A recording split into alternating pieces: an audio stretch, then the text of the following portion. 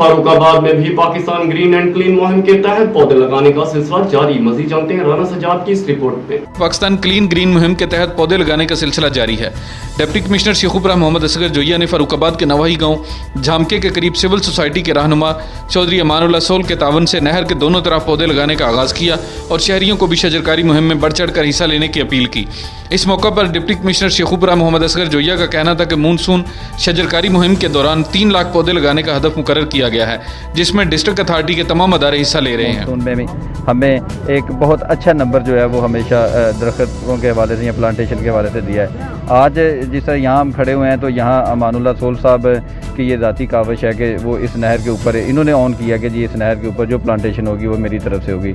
इसी तरह जी सोसाइटी के तमाम लोगों से भी मैं अपील करता हूँ कि वो अपने अपने एरियाज़ के अंदर जहाँ जहाँ उनको नज़र आ रहा है कि फॉरेस्ट कवर नहीं है तो उनसे ये भी अपील और रिक्वेस्ट भी है कि वो अपने अपने एरियाज़ में इसी तरह बढ़ चढ़ कर हिस्सा लें, क्योंकि ये कार खैर भी है और एक सदका जारी। देहात के लोगों में मास्क तकसीम किए और इनसे बातें करते हुए कहा कि कोरोना SOPs पर अमल दरामद करें और वैक्सीन भी ज़रूर लगवाएं ताकि मुल्क को कोरोना वबा से पाक किया जा सके।